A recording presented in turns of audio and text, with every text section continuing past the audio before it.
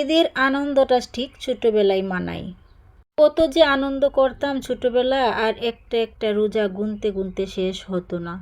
So hello everyone, আসসালামু আলাইকুম। আশা করি সবাই ভালো আছেন। আলহামদুলিল্লাহ আমি অনেক অনেক বেশি ভালো আছি। বাজার থেকে অনেকগুলো কলা নিয়ে আসা হয়েছিল, আর সবগুলো কলা আমরা খেয়ে শেষ করতে পারলাম না। ঘরের মধ্যে কয়েকদিন কলা থাকার কারণে কলাগুলো কেমন জানি কালচে কালচে হয়ে যাচ্ছে। তো ভাবলাম টাকা দিয়ে কিনে আনলাম, আর এগুলো ফেলে দিব, পিঠা বানিয়ে নিই, বাচ্চারা যদি খেয়ে নেয়। যেই কথা সেই কাজ, আর আমি এখানে পিঠা বানাতে চলে গেলাম। কলা দিয়ে পিঠা বানালে এমনিতেই কিন্তু নরম হয়, বাচ্চাদের জন্য পারফেক্ট। এই পিঠা বানাতে যেহেতু আমি সুজি আর গুড় চিনি ইউজ করেছি, সেই জন্যই পিঠাটা আরও বেশি সফট হয়েছে। পিঠা বানিয়ে রাখছি, আর আমার ছেলে বলতেছি আম্মু এগুলো এভাবে গুছাও। রোজার মাসের মধ্যে পিঠা কিন্তু তেমন একটা খাওয়া হবে না, কলাগুলো নষ্ট হবে দেখে বানিয়ে নিলাম। পিঠা বানানো শেষ হয়ে গেছে, আর আমি একটু বাহিরে যাব আজকে কেনাকাটা করার জন্য। ওভার ব্রিজ দিয়ে রাস্তা পার হওয়ার সময় দেখলাম ছোট ছোট দুইটা বাচ্চা রোদের মধ্যে বসে আছে। এরকম ছোট ছোট বাচ্চাকে দিয়ে ব্যবসা করায় আসলে তারা কিন্তু অসুস্থ। মায়া লাগলো মুখে, টাকা না দিয়ে বাচ্চাকে আমি দুটা জুস কিনে দিলাম। আসলে ভাবলাম যে টাকাগুলো দিলে কিন্তু তারা আসলে টাকাগুলো আর পায় না, তার অভিভাবকরাই খেয়ে নেয়।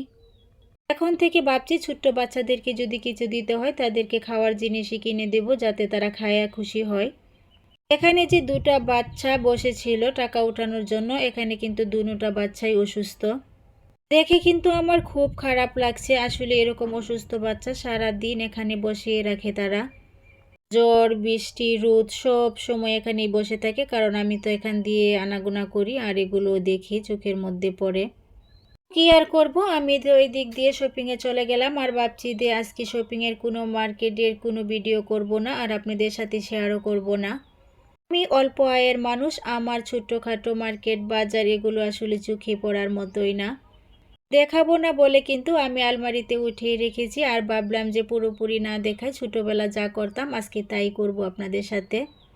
আসলে ছোটবেলাটা ধরে রাখার জন্যই। ছোটবেলা যখন ঈদের জামা কাপড় নিয়ে আসতো, আসলে ছোট ছোট বন্ধু বান্ধবদেরকে আমরা কিন্তু এই জামাগুলো দেখাতাম না। যদিও বা দেখাতাম, শপিংয়ের এক কোণা দিয়ে একটুখানি দেখাতাম, আর সবাই কিন্তু অনেক আফসোস করতো দেখার জন্য। মাশাল্লাহ, আল্লাহ পাক যতটুকু আমাকে সাধ্য সামর্থ্য দিয়েছে সে অনুযায়ী আমি বাজার মার্কেট করে নিয়েছি, আলহামদুলিল্লাহ। হয়তোবা অনেকেরই লক্ষ টাকা বাজেট, আমার কিন্তু তেমন না। অল্প কিছু টাকা দিয়ে অল্প কিছু শপিং করেছি আমার সাধ্য অনুযায়ী। তবে আলহামদুলিল্লাহ, যতটুকু আমি কিনতে পেরেছি তার উপরই আমি সন্তুষ্ট। আলহামদুলিল্লাহ আলহামদুলিল্লাহ। সবাই ভালো থাকবেন। আল্লাহ হাফিজ।